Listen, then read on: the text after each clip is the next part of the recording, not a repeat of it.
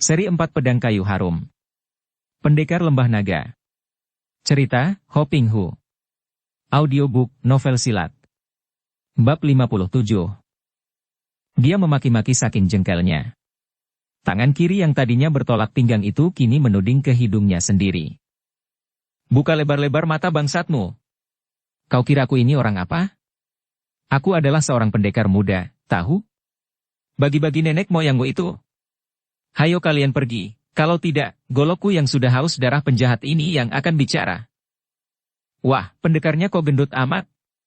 Terdengar seorang anak buah perampok berkata lirih. Agaknya kurang latihan, sikat saja, tuako, kata orang kedua. Didorong oleh anak buahnya, kepala perampok itu lalu mengeluarkan suara gerengan dan penggada itu diputar-putar di atas kepala sampai mengeluarkan suara berdesir-desir. Tai Hiap hati-hati, bisik gadis itu dan Beng Sin yang tadinya merasa gentar juga melihat penggada yang besar itu, tiba-tiba membusungkan dadanya yang memang sudah besar dan lebar itu. Dia disebut Tai Hiap. Dia pendekar besar. Hah! Untuk sebutan itu ingin rasanya dia menari-nari dan bermain silat mendemonstrasikan kemahirannya mempermainkan golok besarnya. Timbul pula keberanian dan kegagahannya, dan dia lalu menggerakkan golok sehingga nampak sinar berkelebat. Kalian mau melawan? Bosan, hidup, ya. Nah, sambut ini. Dia lalu membacokkan golok besarnya itu ke depan. Kepala rampok yang lebih biasa menaklukkan korban dengan gertakan daripada tindakan ini, cepat menangkis.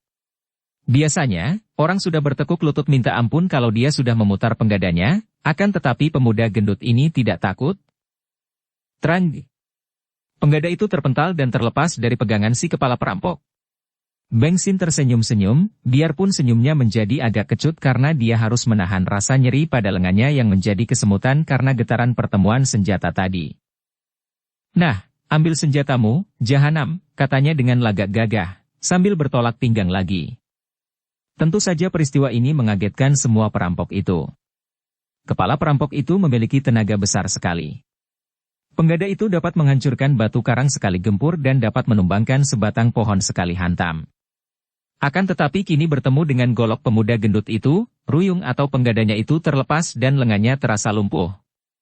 Tentu saja nyalinya terbang seketika dan dia menggeleng-geleng kepalanya, lalu membalikkan tubuhnya dan lari, diikuti oleh 4 orang anak buahnya. Memang mereka itu hanyalah perampok-perampok kasar yang biasanya mengandalkan gertakan saja, sama sekali tidak memiliki kepandaian berarti. Betapapun juga, kalau mereka itu bukan pengecut dan mengeroyok Beng Sin, tentu pemuda ini akan repot juga. Bukan main lega hati Beng Sin. Dia tertawa dan mengamang-amangkan goloknya ke atas. Tikus-tikus busuk. Kalau lain kali bertemu denganku, jangan harap golokku akan mengampuni kalian. Gadis itu bersama ibunya lalu menjatuhkan diri berlutut di depan Beng Sin. Tai Hiap, terima kasih atas pertolonganmu, gadis yang manis itu berkata, juga ibunya menghaturkan terima kasih. Beng Sin menjadi sibuk juga. Dengan tangan kirinya menyentuh pundak gadis itu untuk membangunkannya, akan tetapi begitu jari tangannya menyentuh kulit daging yang hangat lunak, dia menggigil dan menariknya kembali. Maaf, Nona dan Bibi, harap bangkit dan mari kuantar kalian. Ibu dan anak gadisnya itu lalu bangkit dan celingukan. Apa yang kalian cari? Tanya Beng Sin ketika melihat mereka celingukan seperti itu. Kusir kami, tadi ketika perampok-perampok muncul, dia lari entah kemana. Beng Sin lalu berteriak nyaring. Hei! Kusir kereta! Keluarlah, perampok sudah pergi semua. Tak lama kemudian terdengar suara menjawab dan si kusir yang bertubuh kurus tinggi itu muncul dengan tubuh gemetar, muka pucat. Beng Sin merasa geli sekali, apalagi melihat betapa celana kusir itu basah. Entah basah terkena air ketika bersembunyi, entah basah mengompol saking takutnya. Hayo lekas naik dan antar Nona dan Bibi ini pulang. Aku akan mengawal mereka, kata Beng Sin dengan gagah. Gadis dan ibunya itu lalu masuk ke dalam kereta, dan Beng Sin juga masuk ke dalamnya, duduk berhadapan dengan gadis dan ibunya itu. Kusir kereta segera menjalankan kuda dan kereta itu pun membalap keluar dari dalam hutan secepatnya. Di sepanjang perjalanan ini, ibu si gadis yang kini menjadi malu-malu dan bahkan jarang berani menatap wajah pemuda gendut yang dengan gagah perkasa telah menolongnya itu, menceritakan siapa adanya mereka. Suami wanita itu adalah seorang piausu, yaitu pengawal kiriman barang-barang atau orang-orang yang melakukan perjalanan jauh. Ciok Piausu ini bekerja pada Piau Kiok, perusahaan pengawalan yang bernama Hek Eng Piau Kiok di kota Suzhou di Honan. Kami ibu dan anak baru saja pulang dari menengok keluarga ke dusun, Tai Hiap. Biasanya perjalanan ke dusun lewat hutan ini aman saja, tidak nyana hari ini kami mengalami gangguan penjahat. Untung ada Tai Hiap yang menolong kami. Karena biasanya aman, maka suami saya tidak mengantar. Kalau ayah mengawal, penjahat-penjahat itu tentu sudah dibunuhnya, kata gadis itu yang oleh ibunya diperkenalkan dengan nama Ciok Suilan. Nona Ciok adalah putri seorang piausu yang pandai, kenapa tadi tidak melawan penjahat pejabat itu, tanya Beng Xin. Nona itu menunduk, tersenyum dan mengerling wajah pemuda gendut itu, membuat hati Beng Xin berdebar tidak karuan. Ayah melarangku belajar silat, katanya tidak pantas bagi seorang wanita, jawab gadis itu malu-malu. Dan memang benar, aku sendiri pun melarangnya, Tai Hiap. Lebih baik seorang wanita mempelajari ilmu-ilmu yang halus, menulis, membuat sajak, menjahit, menari, bernyanyi dan memasak. Lebih berguna kalau kelak menjadi istri orang. Ih, ibu. Siulan berkata sambil menunduk, mukanya menjadi merah sekali. Tentu Paman Ciok lihai sekali ilmu silatnya. Beng Xin berkata dan dia pun merasa sungkan dan tidak enak ketika ibu itu menyebut-nyebut tentang wanita menjadi istri orang. Wanita itu menarik napas panjang. Sejak muda, suamiku paling senang dengan ilmu silat. Dia seorang kasar, Tai Hiap, akan tetapi dalam ilmu silat, dia cukup terkenal dan di Hek Eng Piau Kiok dia menjadi piausu yang diandalkan oleh majikan Piau Kiok. Ketika mereka tiba di rumah keluarga Ciok yang cukup besar, mereka disambut oleh seorang laki-laki setengah tua yang kelihatan gagah dan bermata tajam. Dia ini bukan lain adalah Ciok Piausu sendiri. Betapa kaget hati Piausu ini ketika mendengar penuturan istri dan putrinya bahwa kereta mereka dihadang perampok dan bahwa putrinya hampir saja celaka kalau tidak ditolong oleh pemuda gendut yang terus mengawal mereka sampai tiba di rumah. Ah, si Cu muncul seperti dituntun tangan Tian. Betapa besar rasa terima kasih kami kepadamu, si Cu. Piausu itu cepat memberi hormat kepada pemuda itu. Beng Xin cepat membalas dengan menjura. Ai, Loong Hiong. Aku telah mendengar bahwa engkau juga seorang ahli silat yang pandai. Antara sesama orang yang suka menentang kejahatan, bantu-membantu adalah wajar. Mana bisa bicara tentang budi? Piausu itu menjadi kagum dan tahulah dia bahwa pemuda ini adalah seorang yang berwatak gagah dan jujur. Beng Xin lalu dipersilakan masuk dan mereka berkenalan. Ketika Beng Xin minta diri dan berpamit, Piausu itu dan istrinya menahan-nahannya. Si Cu telah menyelamatkan keluargaku, berarti telah menjadi seperti keluarga atau sahabat baik kami sendiri, mengapa begitu tergesa-gesa? Si Cu akan mengecewakan hati kami sekeluarga kalau tidak mau tinggal di sini untuk beberapa hari lamanya, sekedar memberi kesempatan kepada kami untuk menyatakan rasa terima kasih kami. Ciok Piausu berkata dan karena dibujuk-bujuk, akhirnya Beng Xin merasa tidak enak juga dan akhirnya dia menyetujui. Pada sore harinya, ketika Beng Xin dan tuan rumah bercakap-cakap di kebun belakang, Ciok Piausu bertanya dari mana pemuda itu mempelajari ilmu silat dari golongan apa. Saya belajar dari paman saya sendiri, Loong Hiong. Saya telah yatim piatu, ayah saya telah tiada dan ibu saya telah masuk menjadi Nikou dan tidak berurusan lagi dengan dunia, dan sejak kecil saya dirawat dan dididik oleh paman saya yang bernama Kui Hok Boan. Karena paman saya pernah menjadi murid Go Bi Pai, maka saya kira ilmu silat yang diajarkan kepada saya tentu dari aliran Go Bi Pai. Wajah Ciok Piausu berseri. Ah, kalau begitu kita orang sendiri. Dia berseru girang. Ketahuilah, si Cu. Aku sendiri pun adalah seorang murid Go Bi Pai. Kalau begitu, Loong Hiong mengenal paman saya. Piausu itu menggeleng kepala. Murid Go Bi Pai ribuan orang banyaknya dan berpencar di mana-mana. Menurut penuturanmu, pamanmu datang dari utara dan aku tinggal di selatan, biarpun antara kami memiliki sumber ilmu silat yang sama, namun tentu diajarkan oleh guru-guru yang lain. Si Cu, kalau boleh, aku ingin melihat ilmu silatmu. Harap kau perlihatkan ilmu golokmu, barangkali saja kita dapat saling memberi petunjuk karena sealiran. Dengan girang Beng Xin lalu bersilat. Goloknya yang besar dan berat itu diputar sampai mengeluarkan suara berdesing dan nampak gulungan sinar yang besar menyambar-nyambar. Setelah selesai, Piao Su itu mengangguk-angguk. Ilmu golokmu sudah cukup baik, akan tetapi sayang. Bagaimana, Long Hiong? Masih banyak kekurangannya karena agaknya tercampur dengan ilmu dari sumber lain sehingga agak lemah, terutama sekali di bagian penyerangan. Ilmu golok Go Bi Pai yang asli banyak menggunakan penyerangan dari bawah yang amat lihai dan berbahaya bagi lawan. Coba kau lihat, akan tetapi golokmu terlampau berat untukku, Si Chu, biarlah aku memakai golok biasa dan kau lihatlah baik-baik. Ciok Piao Su lalu bersilat dengan sebatang golok biasa dan gerakannya memang dikenal oleh Beng Xin sebagai ilmu golok Go Bi Pai, akan tetapi terdapat perbedaan-perbedaan dan terutama sekali ketika kakek setengah tua itu bersilat makin cepat. Gerakannya berbeda dan kini dia melihat berkali-kali Piao Su itu bergulingan dan goloknya menyambar-nyambar dari bawah dengan amat cepatnya. Melihat ini, Beng Xin kagum sekali.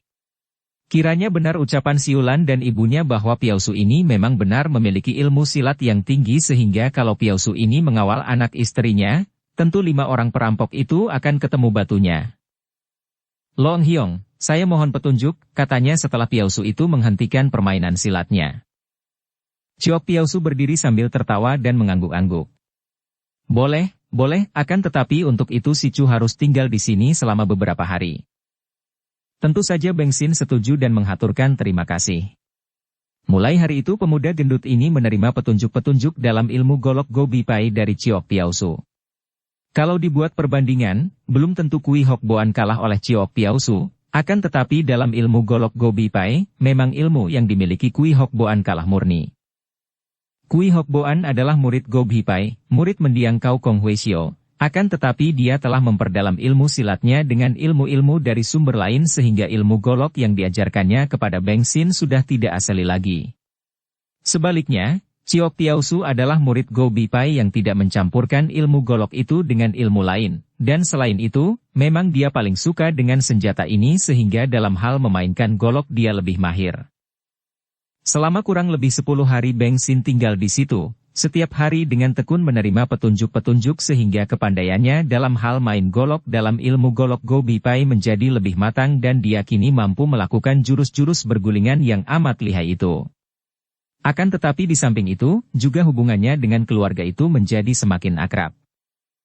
Pada hari ke-11, ketika Beng Xin bermohon diri dari tuan rumah Ciok Piao Su mengajaknya duduk bercakap-cakap di ruangan belakang dan Piao Su yang selama beberapa hari sangat memperhatikan Beng Xin dan merasa suka kepada pemuda gendut yang ramah dan jujur ini, berkata, Si Chu, ada sesuatu hal yang ingin saya tanyakan kepada Si Chu, harap Si Chu tidak menjadi kecil hati.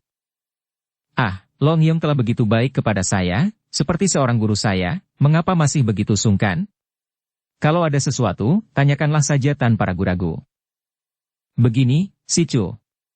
Hal ini sudah saya bicarakan dengan istri dan putri kami, dan kami ingin sekali tahu apakah Si Chu sudah berkeluarga. Maksud saya, apakah sudah menikah? Pertanyaan ini membuat Beng Xin yang jujur terbelalak heran dan cepat dia menggelengkan kepala. Dan sudah bertunangan ataukah belum? Belum, Long Hiong, akan tetapi kenapa? Bagus. Ketahuilah, Si Chu, setelah berkenalan dengan Si Chu, apalagi mengingat betapa Si Chu telah menyelamatkan putri kami dari bahaya, kami mengambil keputusan untuk menyerahkan putri kami kepada Si Chu, yaitu kami ingin mengikatkan perjodohan antara putri kami dengan Si Chu, harapan kami agar Si Chu tidak menolak maksud baik kami ini.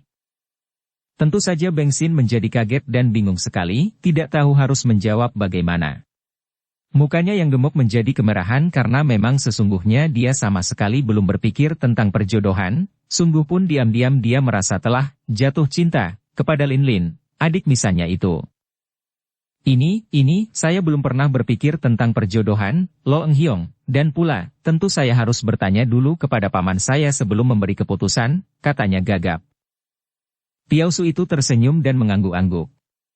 Sikap pemuda ini jelas menunjukkan bahwa pemuda ini masih hijau dan polos, masih seorang jejaka tulen sehingga hatinya menjadi semakin suka. Tentu saja, Si Chu. Aku akan mendatangi pamanmu itu sewaktu-waktu untuk minta persetujuannya. Dalam waktu dekat aku akan mengunjungi Dusun Pekjun untuk bicara dengan pamanmu kalau saja engkau sendiri sudah setuju. Kecuali kalau si Chu menolak karena anak kami memang buruk rupa dan bodoh. Ah, tidak demikian, Long Hyong. Putrimu adalah seorang gadis yang cantik dan baik, akan tetapi harap Long Hyong tidak tergesa-gesa karena terus terang saja, keluarga kami sedang mengalami persoalan yang menyedihkan. Paman saya sedang dalam duka karena kehilangan kedua orang putrinya, bahkan saya sekarang ini pun sedang dalam tugas untuk mencari jejak kedua orang adik misan saya itu. Sudah setengah tahun saya meninggalkan rumah dan belum juga berhasil. Saya telah menemukan jejak mereka ke daerah ini, akan tetapi belum juga berhasil menemukan kedua orang adik misan saya itu. Ah! Ciok Piausu nampak terkejut. Kalau saya boleh tahu, apakah yang terjadi, si Chu? Siapa tahu saya dapat membantumu. Dengan singkat Beng Xin menceritakan peristiwa yang menimpa diri dua Piao Moinya, adik perempuan misan, itu. Dia sudah percaya kepada Piausu ini yang dianggap sebagai guru sendiri.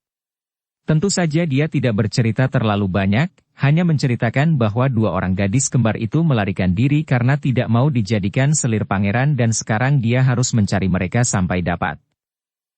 Mendengar cerita ini, Ciok Piausu terheran-heran.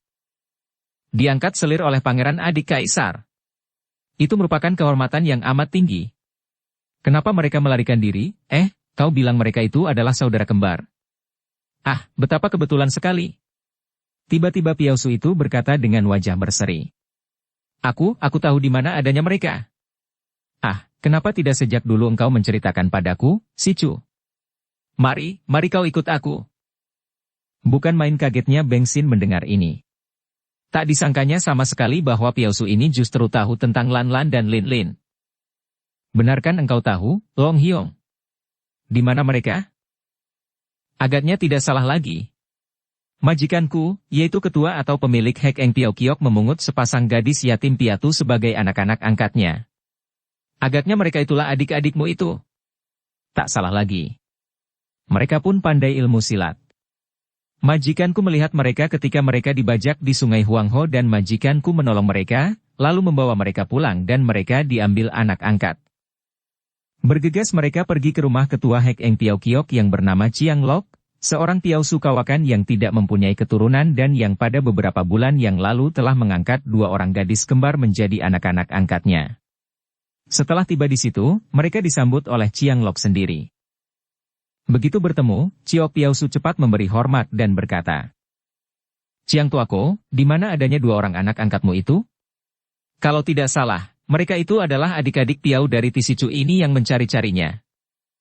Mendengar itu, Chiang Lok mengerutkan alisnya dan menarik napas panjang, lalu memandang kepada pemuda gendut itu sejenak, kemudian tanpa menjawab pertanyaan pembantunya itu dia lalu bertanya kepada Beng Xin. Apakah engkau mengenal seorang pemuda bernama Kuan Xiongbo? Tentu saja. Beng Xin menjawab. Dia adalah kakak misanku pula, juga masih kakak misan dari kedua orang adik Lan dan Lin, sepasang gadis kembar yang saya cari, itu. Piausu berusia 50 tahun lebih itu mengangguk-angguk dan kembali menarik napas panjang. Harap kalian suka duduk dan dengarkan ceritaku. Agaknya kedatanganmu terlambat, orang muda. Tentu saja Beng Xin kaget sekali. Dia lalu cepat duduk bersama Ciok Piausu dan dengan hati tegang dia bertanya. Terlambat bagaimana, Long Hyong? Baru 3 hari yang lalu datang seorang pemuda yang bernama Kuan Xiongbu itu, dan ternyata dua orang anak angkatku itu mengenalnya sebagai kakak misan.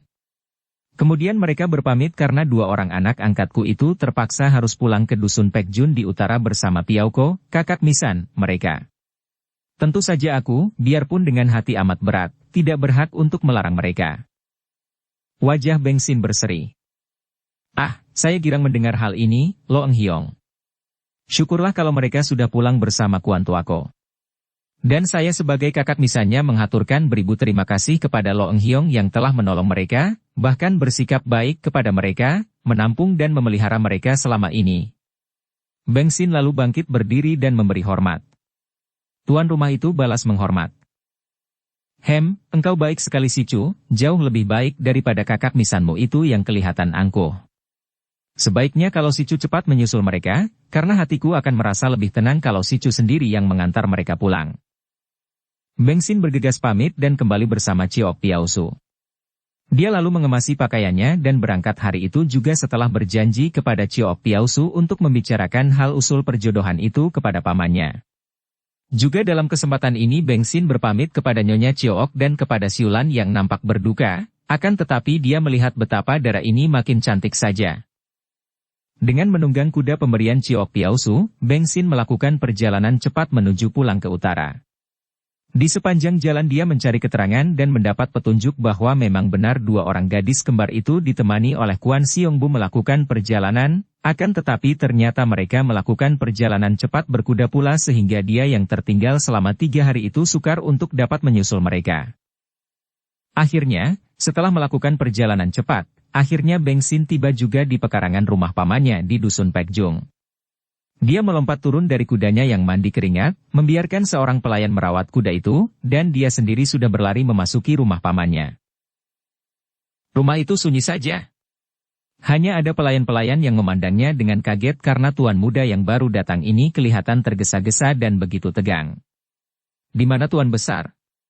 Di mana kedua orang Xiaoqia? Berkali-kali dia bertanya dan para pelayan hanya menggeleng kepala. Beng Xin tidak sabar lagi dan berlari mencari ke seluruh kamar di rumah itu.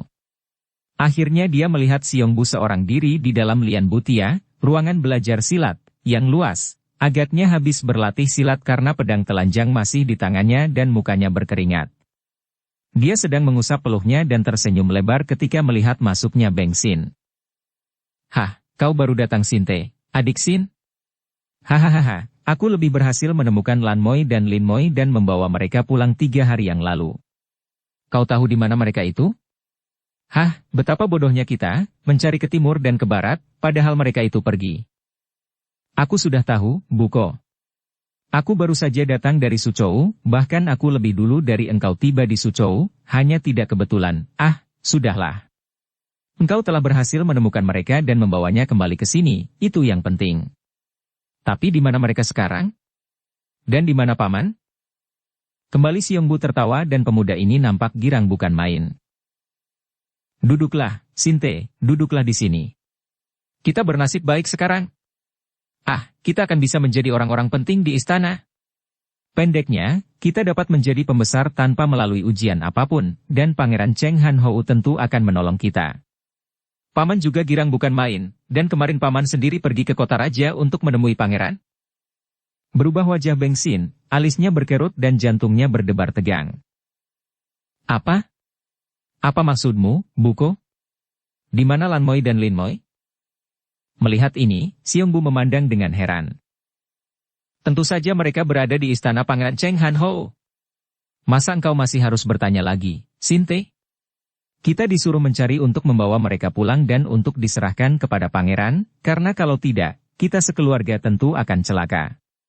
Dan begitu berhasil, aku kebetulan bertemu pangeran sebelum tiba di rumah, maka tentu saja menjadi lebih mudah bagiku untuk menyerahkan mereka kepada pangeran dan beliau girang sekali, langsung membawa mereka ke istana dan menjanjikan kepadaku bahwa keluarga kita akan memperoleh kedudukan tinggi. Bukan hanya kemuliaan di istana atau di kota raja, Sinte, bahkan lebih lagi. Diam-diam pangeran menjanjikan sesuatu yang lebih hebat lagi."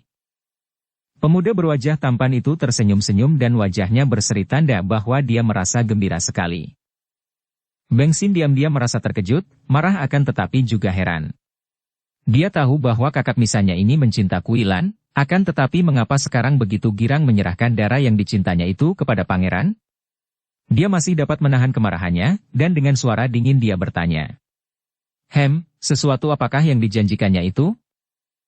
Dalam kegembiraannya, Xiokbu tidak mendengar betapa suara adik misannya itu dingin sekali dan sinar mata yang biasanya jenaka itu berapi-api.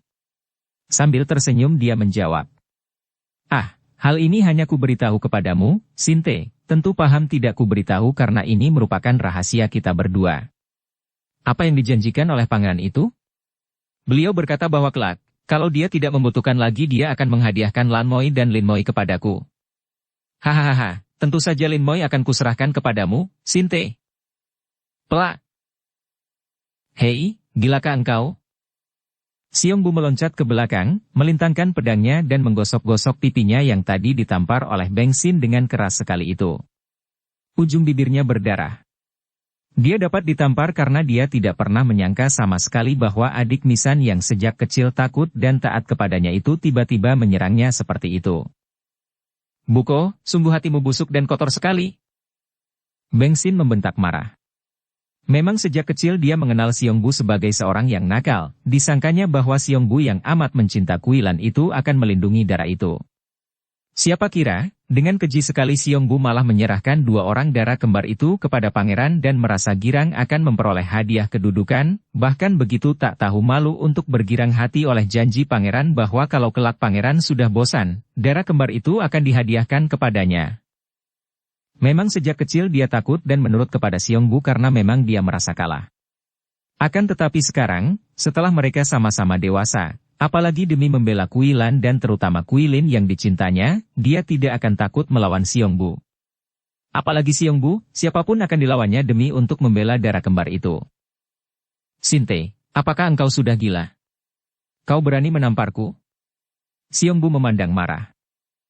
"Buko, hatimu busuk.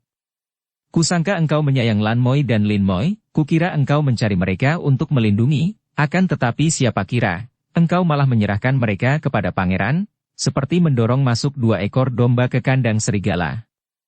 Engkau layak ditampar, bahkan patut dibunuh karena engkau jahat. Keparat. Jadi engkau bukan hanya berani menentangku, bahkan engkau hendak menjadi pemberontak menentang pangeran? Jahanam busuk, aku harus membunuhmu," bentak Xiongbu sambil memegang sarung pedang dengan tangan kiri dan pedang di tangan kanannya digerakkan di depan mukanya.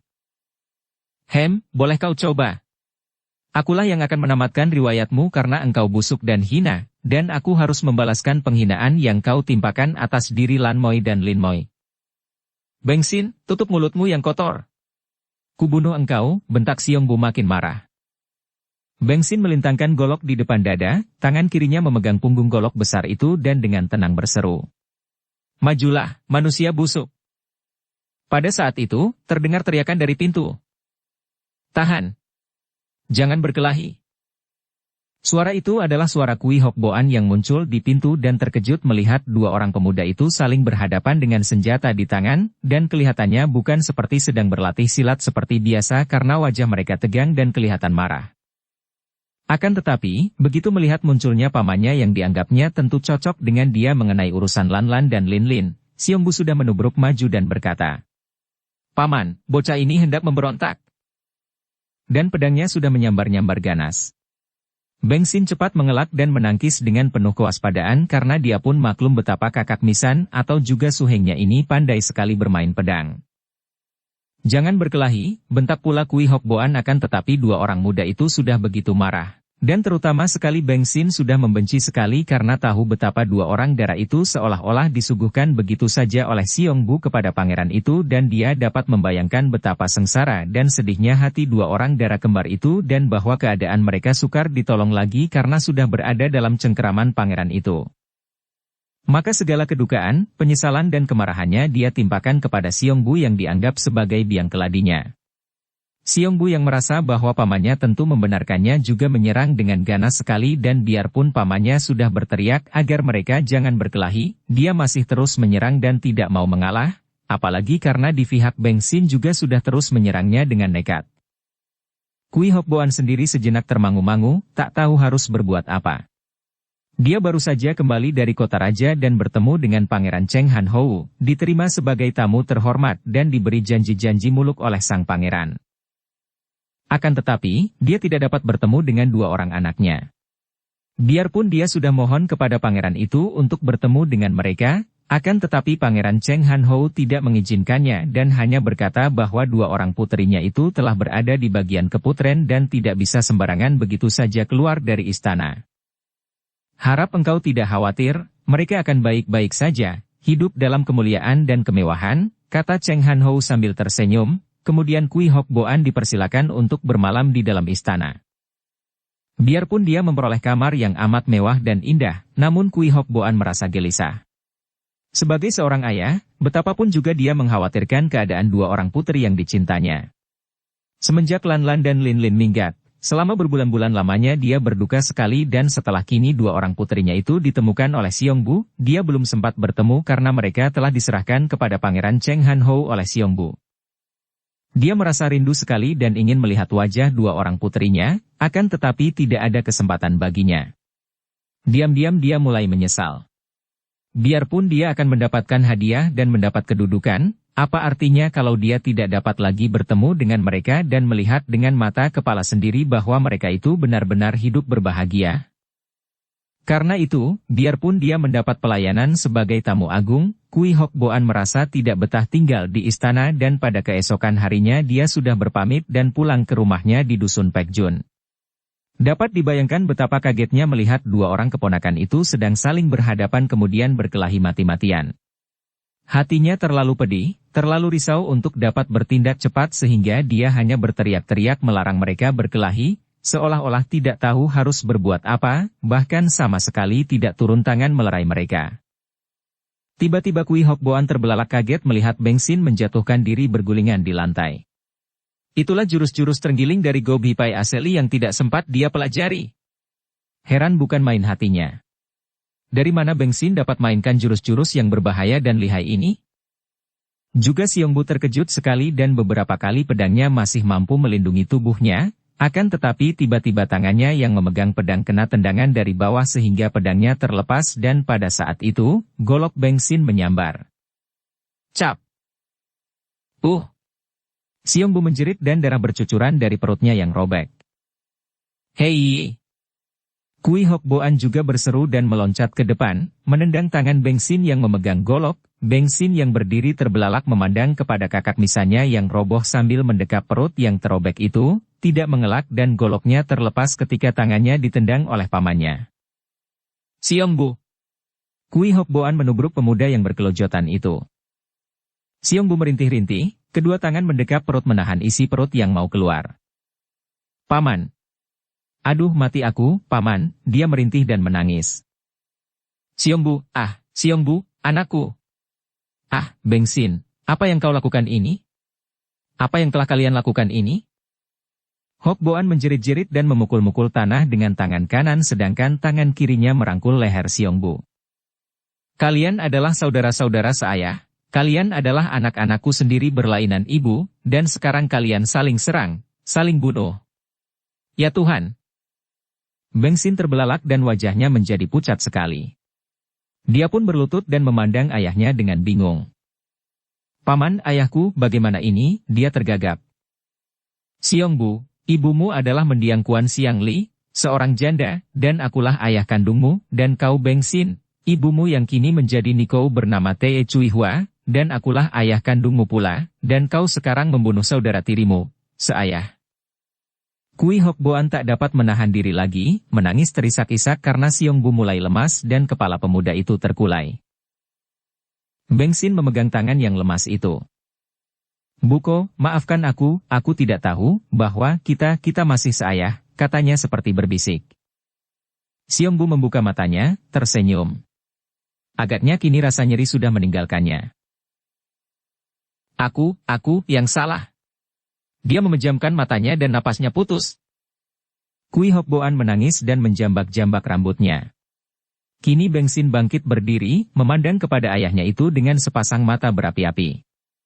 Setelah kini dia mendengar bahwa paman atau juga gurunya ini ternyata adalah ayah kandungnya sendiri, hatinya merasa makin sedih dan menyesal. Ayah macam apa yang dimilikinya ini? Anak-anak sendiri, dia dan Xiongbu tidak diakui sebagai anak, dirahasiakan. Kemudian, Lan Lan dan Lin Lin, darah kembar yang menjadi putri kandungnya sendiri, juga secara keji telah diserahkan kepada Pangeran Cheng Han Ho. Dan teringat dia betapa penakut dan pengecut sikap ayahnya ini ketika muncul musuh-musuh yang tangguh, yaitu Kim Hong Liunio dan Pangeran Cheng Han Ho.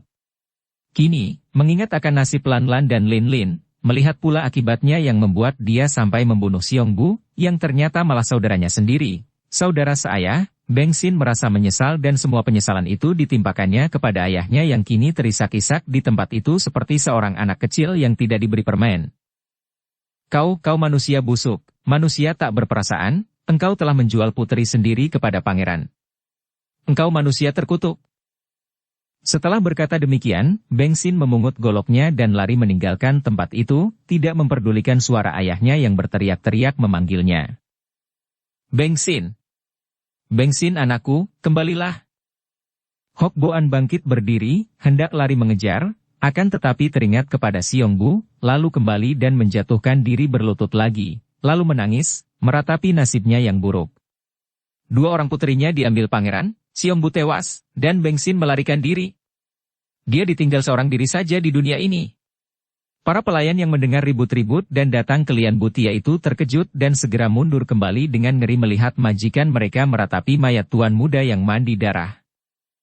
Betapa sebagian besar dari kita ini selalu bersikap seperti Kui Hok Boan. Kita selalu menyesali nasib, menyalahkan segala peristiwa yang kita anggap buruk kepada sang nasib. Mengapa kita begitu buta, tidak pernah mau membuka mata untuk memandang dan melihat kenyataan bahwa semua sebab dari segala nasib berada pada diri kita sendiri? Kitalah sumber segala penyakit, kitalah sumber segala duka, sumber segala kesengsaraan. Dan hal ini baru dapat nampak kalau kita memandang diri sendiri setiap saat tanpa membenarkan atau menyalahkan, tanpa pendapat atau kesimpulan, tanpa pamrih. Segala peristiwa yang terjadi adalah serangkaian yang sambung menyambung, seperti lingkaran setan dan semua pendapat dan penilaian merupakan hasil pekerjaan dari pikiran kita sendiri. Pikiran membentuk sang aku yang selalu ingin senang, ingin enak, ingin baik, ingin benar. Kita membenci seseorang. Mengapa? Demikian pikiran bekerja. Karena orang itu jahat, karena orang itu merugikan aku, baik merugikan secara lahiriah maupun batiniah. Pendeknya, orang itu merugikan aku, tidak menyenangkan aku, maka aku membencinya. Kebencian ini adalah buatan pikiran yang menilai dengan dasar untung rugi bagi sang aku, dan kebencian ini menimbulkan serangkaian perbuatan kekerasan, seperti memaki orang itu atau memukulnya dan sebagainya, pendeknya untuk melampiaskan dendam dan kebencian kita terhadap orang itu. Apakah perbuatan ini dapat menghilangkan kebencian tadi? Tidak sama sekali tentunya, bahkan perbuatan ini akan menimbulkan serangkaian akibat-akibat lain yang berupa kekerasan-kekerasan.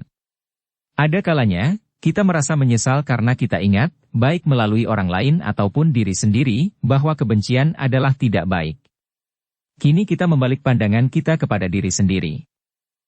Tadinya, kita menunjukkan pandangan kita kepada orang lain, pandangan dengan penuh penilaian pikiran, pertimbangan untung rugi sehingga menimbulkan kebencian. Kini, setelah kita memandang kepada diri sendiri, kita memandang pula dengan penilaian pikiran. Ada kalanya pikiran menganggap bahwa kebencian ini tidak baik, dan harus disingkirkan, dilenyapkan. Di lain saat pikiran membela diri sendiri, perbuatannya sendiri, menganggap bahwa kebencian kita itu tepat dan benar karena memang orang itu jahat dan layak dibenci, dan sebagainya. Jelaslah, bahwa yang menimbang, yang menilai ini, juga masih si pikiran atau sang aku itu tadi. Yang menilai ini tidak ada bedanya dengan yang menilai orang yang dianggap jahat tadi, yang menilai kebencian baik atau buruk ini pun adalah sang kebencian itu sendiri, tiada bedanya dengan si pikiran itulah. Dengan demikian, pikiran kadang-kadang berubah menjadi ini dan menjadi itu, namun kesemuanya itu merupakan lingkaran setan yang masih terjadi dalam lingkungan pikiran. Dengan demikian, kebencian itu akan tetap ada, bahkan makin diperkuat, makin diperbesar karena dipupuk oleh pikiran sendiri yang menilai-nilai. Dapatkah kita memandang tanpa penilaian? Baik memandang kepada orang yang kita lalu nilai sebagai jahat itu, maupun memandang kepada kebencian kita yang kita nilai pula sebagai benar atau salah itu? Kalau kita dapat memandang tanpa ada sesuatu yang memandang, tanpa ada sesuatu yang menilai, melainkan memandang dengan penuh kewaspadaan dan kesadaran, tanpa ada yang waspada atau sadar, karena kalau ada berarti akan timbul pula penilaian-penilaian, maka dengan sendirinya kebencian itu pun akan kehilangan tenaganya, akan lenyap dengan sendirinya karena tidak ada lagi pemupukan. Kita sadar bahwa ada kebencian dalam hati kita, akan tetapi kita tidak menilai, tidak membenarkan atau menyalahkan, kita pandang saja. Kita dalam hal ini, adalah sang pikiran itu, dan kebencian adalah sang pikiran itu pula. Biarkan pikiran memandang pikiran sendiri, tanpa ada kesatuan lain yang menilai atau menimbang, tanpa ada sesuatu yang membenarkan atau menyalahkan. Kui Hok Boan terguncang batinnya oleh semua peristiwa itu, terhimpit oleh penyesalan, kedukaan, ketakutan dan akhirnya semua pelayan melihat orang yang dianggap pandai, baik dalam kesusastraan maupun dalam ilmu silat, juga kaya raya ini, menangis dan tertawa, menjambak-jambak rambut sendiri dan bersikap seperti orang yang miring otaknya atau gila. Dengan muka merah karena marah, Beng Sin terus lari meninggalkan dusun itu dan di sepanjang perjalanan banyak hal memenuhi pikirannya. Kui Lin ternyata adalah adiknya sendiri, adik tiri saya. Dia merasa heran sekali mengapa Kui Hok Boan, paman yang ternyata adalah ayah kandungnya sendiri itu merahasiakan bahwa dia dan Siong Bu adalah anak-anak kandungnya sendiri. Tentu ada rahasia di balik semua ini. Dan dia harus dapat mengetahui rahasia itu. Dia harus dapat bertemu dengan ibu kandungnya. Bukankah ibu kandungnya telah menjadi Niko? Pernah Kui Hok Boan yang ketika itu sebagai pamannya, menjawab pertanyaan tentang ibunya, yaitu bahwa ibunya kini telah menjadi Niko dalam kelenteng Kuan Indio di tepi sungai Venho di kaki pegunungan Luliangsan, di luar sebuah dusun bernama Kuan Simen.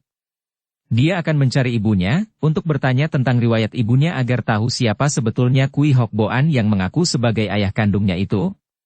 Dan setelah itu, barangkali, dia akan pergi ke selatan, mencari keluarga Ciok yang telah berlaku baik kepadanya dan yang mengusulkan perjodohan antara dia dan Ciok Siulan. Pemuda gendut yang pergi tanpa membawa pakaian, hanya membawa golok dan sisa bekal uang yang masih ada padanya, melanjutkan perjalanan menuju ke pegunungan Luliangsan yang terletak di barat daya. Perjalanan yang amat sukar, melalui daerah-daerah yang liar, pegunungan dan hutan-hutan lebat. Namun pemuda yang sudah merasa bahwa kini dia hidup seorang diri itu dengan tabah menempuh segala kesukaran itu, mengandalkan golok besarnya, melanjutkan perjalanannya tanpa mengenal lelah. Setelah melakukan perjalanan berpekan-pekan lamanya, akhirnya dia sampai juga di daerah kaki pegunungan Luliangsan. Pegunungan itu nampak dengan puncak-puncaknya yang menjulang tinggi menembus awan, nampak seperti raksasa tidur yang angker dan menyeramkan. Senja itu indah sekali.